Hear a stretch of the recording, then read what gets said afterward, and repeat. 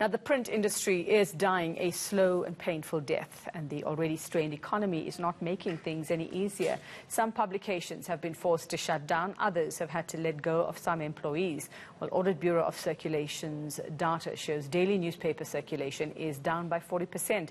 It says COVID-19 might be blamed for the decline in sales, but the death of the print industry is not new or unique to South Africa. Let's discuss this further now with veteran journalism and Wits University Professor Anton Harber. Anton, good morning, and thanks so much for your time. So is this really the beginning of the end for print and in particular newspapers?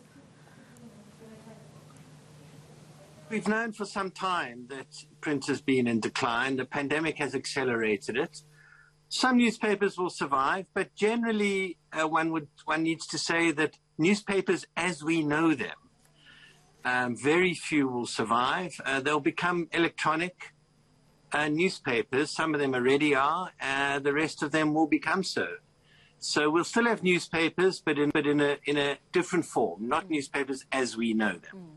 Well, I think my dad is going to be one of those people who'll be particularly devastated. One of the few people I know who actually buys a newspaper and goes out to buy one, Anton. We sort of tend to think that these might be community papers. They might be those little ones that end up in the area where you live. But we're looking at some big names here. Just your observations. What's happening with the big names? For example, The Star, Business Day, Pretoria News, Daily News, for example.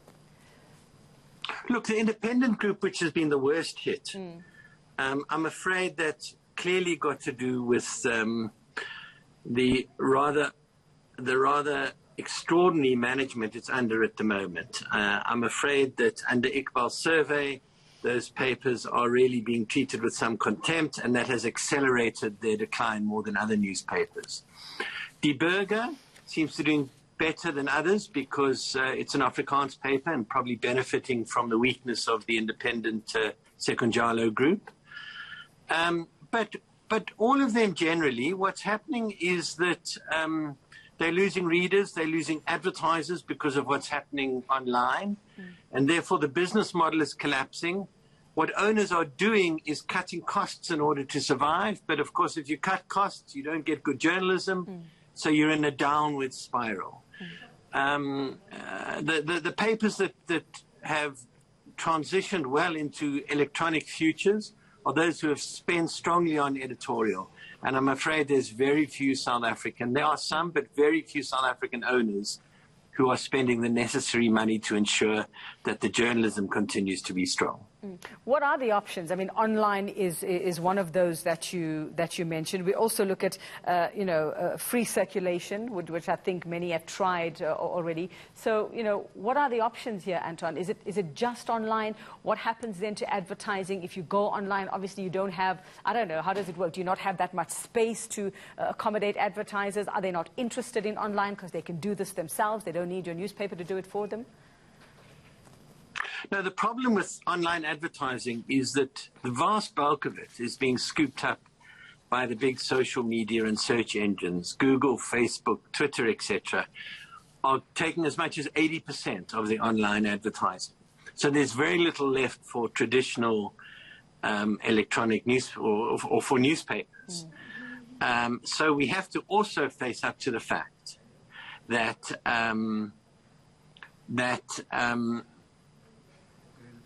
the big social media giants are eating everyone's dinner.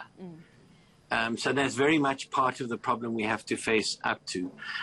But generally, the newspapers that are succeeding are those who are continuing to produce good editorial and selling subscriptions online. And some of them have turned it around and making that work. Is that working? That was my next question. Is yes, you get a little teaser from some of them online and saying if you want to read the full story, you've got to subscribe, you've got to do this. Are South Africans buying it? Are they going in for it? Or they have access, like you say, it's Facebook, it's Google, it's Twitter. You're getting your tweets, you're getting your updates from there. You have television, you have radio as well. So is that sustainable as well? It's proving itself sustainable in some other parts of the world, but in South Africa, there's not yet a preparedness to pay for good quality journalism. And look, I think part of the problem, as I say, is that you have to spend money, even though times are tough. You have to spend money on producing good editorial for people to want to pay for it. You have to be giving them value.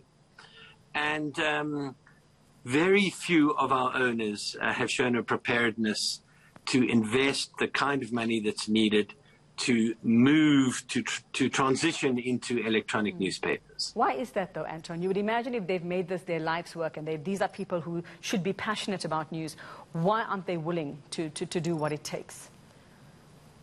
I'm afraid with very few exceptions, but with some notable exceptions, we just don't have the owners with the wherewithal and the skill to do it. It's a bit of a curse in this country where one of our biggest problems is some of the media owners who are just keeping their publications and other media in a downward spiral. It's terribly concerning when you consider the importance of this journalism for our economy and our democracy and our society.